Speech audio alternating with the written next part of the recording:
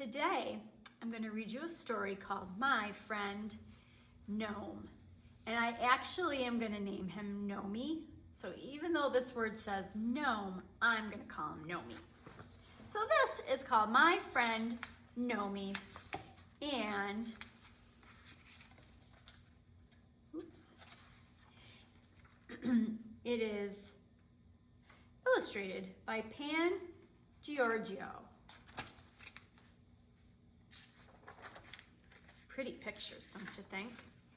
Look at all those gnomes. The story of the gnomes and Santa. Far north, among the boreal forest, are the homes of many small magical creatures called gnomes. You may not have heard of these forest creatures, but they have certainly heard of you. They are the nearest neighbors and longtime friends of a famous white-bearded, red-suited wearing North Pole resident and his wife. Can you guess who that is? Who lives at the North Pole and wears a red suit and has a white beard? This is the story of the gnomes and how they came to the aid of their jolly neighbor Santa each year at Christmas. Gnomes, like leprechauns, are shy, secretive forest dwellers. They're small in stature and generally do not cut their hair or shave their faces. They must dress warmly and are in the habit of pulling their pointed hats down snugly over their eyes, so snugly that sometimes nothing can be seen of them but a nose peeking out from underneath.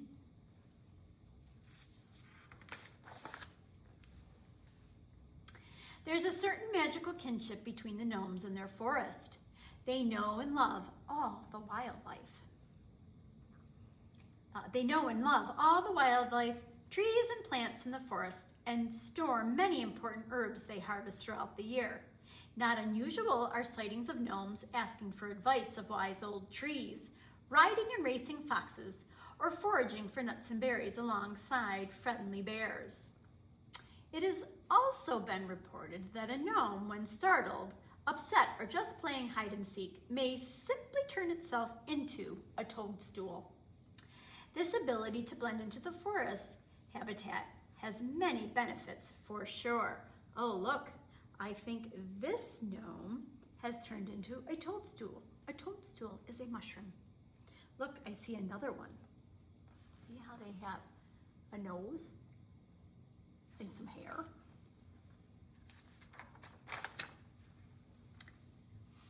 Gnomes also have their own language, Gnomish, a different language that most people do not understand. Fortunately, Santa and Mrs. Claus are fluent in this language, as Mrs. Claus sometimes requests rare ingredients from the gnomes' harvest stores for her recipes.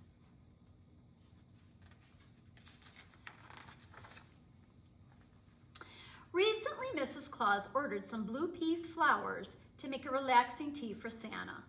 He's been a bit stressed lately, she said. He gets more stressed during production season. The elves are working overtime too. Mrs. Claus went on to explain that there was too much work. He had letters to read, toys to design, and packages to wrap. He also had to keep an updated list of all the naughty and nice children of the world. On top of all this, Santa wasn't feeling well.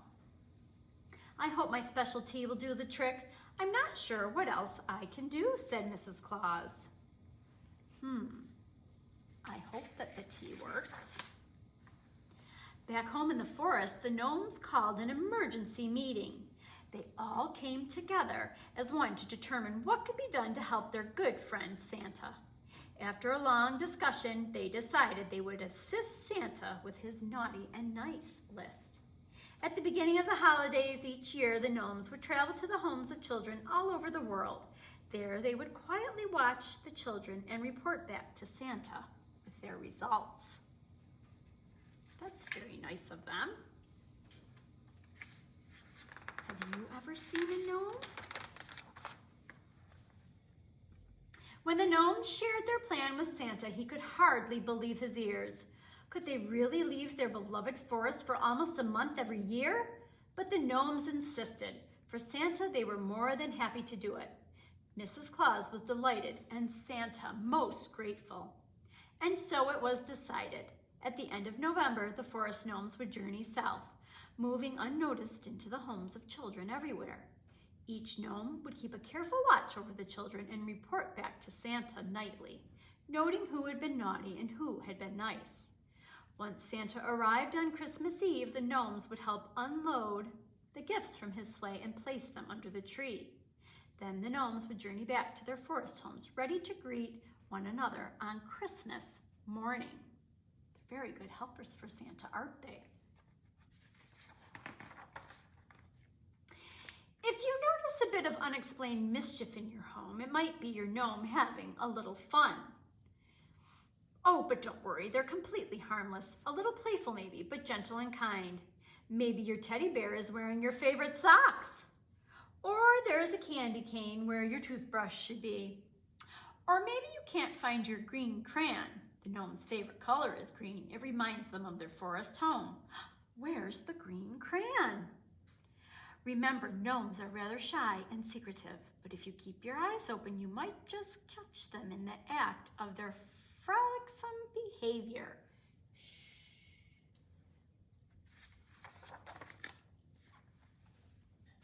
If you are lucky enough to see your gnome around the house, be kind and say hello.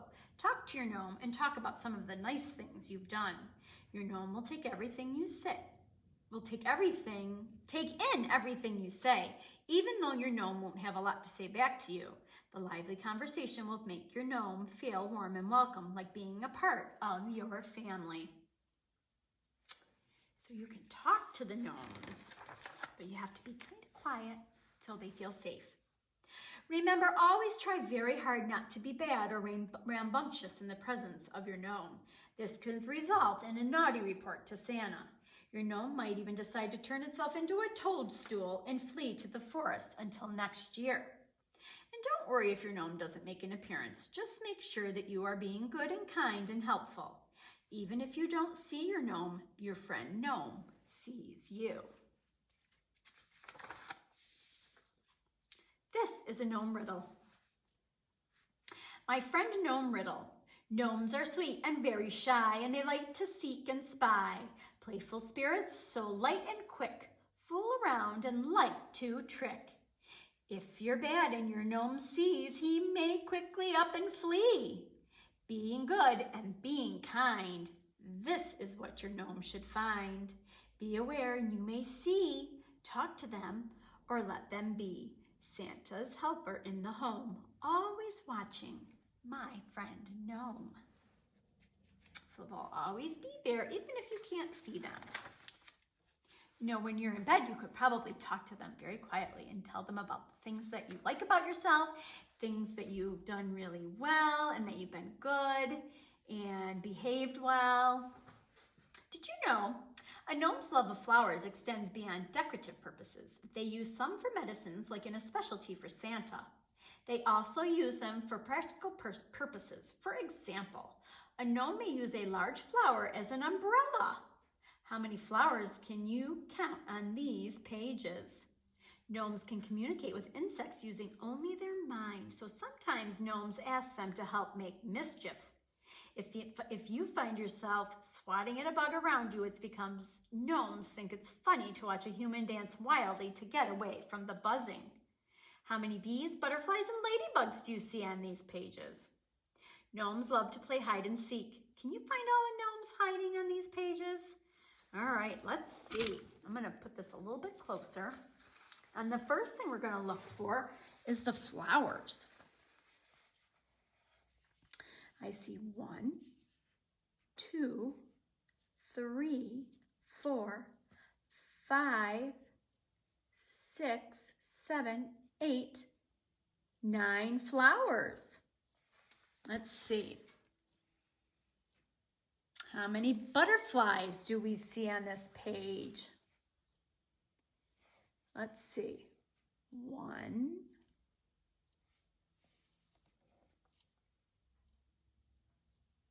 2, I think this is one right here. 3. How about ladybugs? 1, 2. How about bumblebees? 1, 2, 3, 4, 5. Look I found another ladybug that makes 3. And look, I didn't count any of these in the baskets. So let's see, 1, 2, 3, 4, 5, 6, 7, 8, 9, 10, 11, 12, 13. Wow. Very cool. Now, how many gnomes can we find? Let's see. 1, 2, 3, 4, and 5. 5 gnomes. Thanks for playing.